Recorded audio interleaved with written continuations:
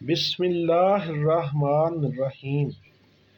میں ہوں حکیم محمد سعید اور آپ دیکھ رہے ہیں خوشی آفیشل۔ آج میں آپ کے ساتھ شیئر کر رہا ہوں آم اور لسوڑے کے اچار کی ریسپی۔ یہ ہمارے پاس آم کو ہم نے پہلے دھو لیا، دھو کر خشک کر کے کاٹ لیا ہے۔ یہ آپ دیکھ رہے ہیں کتنے پیارے اس کے ٹکڑے ہیں کٹے ہوئے۔ اور لسوڑے جو ہیں ہم نے ایک برتن میں آئل ڈال کے اس میں ساتھ ہی ہم نے اس کے مسالے ڈال دیے ہیں، سرخ مرچ ڈال دی ہے، ہلدی ڈال دی ہے اور نمک ڈال دی ہے، تھوڑا سا زیرہ ڈال دیا ہے، اور وہ ہم نے فرائی ہونے کے لیے رکھ دیے ہیں۔ وہ ہمارے اچھے سے فرائی ہو رہے ہیں۔ یہ اس کی سائنس یہ ہے کہ اس میں آئل بھی آپ نے تھوڑا ڈالنا ہے، اس کو ڈیپ نہیں کرنا، اور ہلکی آنچ پہ ان کو فرائی کرنا ہے تاکہ اس کی جو اس میں لیس ہوتی ہے، وہ جو لیس ہے نا وہ اچھے سے جو ہے وہ ختم ہو جائے۔ تو اس کو تقریباً 20 سے 25 منٹ تک جو ہے وہ فرائی کرنا پڑتا ہے۔ تو وہ ہم کر رہے ہیں۔ یہ ہمارا جو ہے وہ لسوڑا بہت بہترین قسم کا فرائی ہو رہا ہے، تو وہ ہم فرائی کر رہے ہیں۔ تقریباً 25 منٹ لگیں گے تو یہ سارے اس کا کلر جو ہے تھوڑا وہ ہو جائے گا، یلو یلو ہو جائے گا۔ تو ابھی تو یہ سبزی مائل ہے۔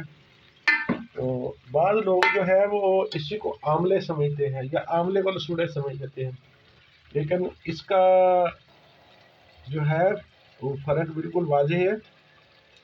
یہ لسوڑے گرمیوں میں آتے ہیں، یہ الگ فصل ہے، اور یہ لیسدار ہوتے ہیں، پک جائیں تو لوگ کھا بھی لیتے ہیں۔ ویسے بھی یہ لسوڑیا کلر کہتے ہیں آپ، اس طرح کا کلر ہو جاتا ہے ان کا پک کے، تو لوگ کھاتے بھی ہیں۔ ویسے بھی یہ معدے کے لیے بڑے اچھے ہوتے ہیں، ٹھنڈے ہوتے ہیں، اور یہ واحد اچار ہے، یہ ٹھنڈا ہوتا ہے۔ تو آملے جو ہے وہ سردیوں میں آتے ہیں، نومبر دسمبر میں، اور اس کا تو خیر مربا بھی بنتا ہے، اچار بھی بنتا ہے۔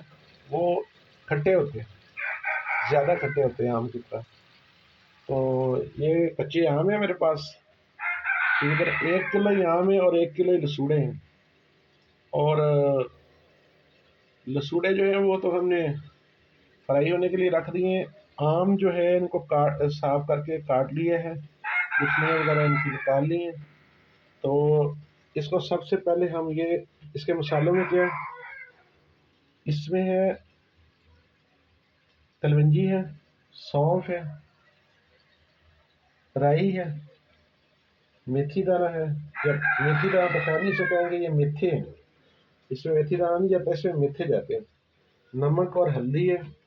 سب سے پہلے ہم کیا کریں گے، نمک اور ہلدی جو ہے نا، یہ آم کٹے ہوئے جو آم ہیں ہمارے پاس صاف کیے ہوئے، ان کو لگا کے ہم رکھ دیں گے تقریباً 1 دن کے لیے۔ تو ان میں سے جو ہے ہلدی اور نمک کی وجہ سے ان کا جو ہے پانی وہ نکل جائے گا۔ وہ پانی آپ نے بیچ میں نہیں ڈالنا، وہ ضائع کر دینا ہے۔ تو جب پانی نکل جائے تو ان کو اپنا ایک کسی شیشے یا مٹی کے مرتبان میں ڈال کے، تو ساتھ ہی لسوڑے ڈال لیں گے، اور ساتھ ہی لسوڑے تب تک یا ظاہر 1 دن میں پڑے رہیں گے تو وہ ٹھنڈے ہو جائیں گے، تو ان کو مرتبان میں ڈال دینا، ساتھ ہی آم ڈال دینے، اور ساتھ ہی سرسوں کا تیل آپ نے کسی اچھی جگہ سے لینا ہے، وہ ڈالنا ہے۔ اس کو پہلے کڑکڑا لیں گے، گرم ہونے کے لیے جب وہ جوش آئے گا تو اس میں روٹی کا ٹکڑا ایک ڈال دیں گے، بعض لوگ آٹا ڈالتے ہیں۔ روٹی جب براؤن ہو جائے گی تو آپ کا تیل سمجھو میٹھا ہو گیا ہے، کڑوا نہیں رہے گا۔ تو اگر آپ کڑوا تیل، بعض لوگ کڑوا ہی پسند کرتے ہیں، لیکن اس سے اچار بھی پھر ذائقہ اس کا نا کڑوا کڑوا ہوتا ہے، مزے کا نہیں ہوتا، تو وہ ڈالتے ہیں۔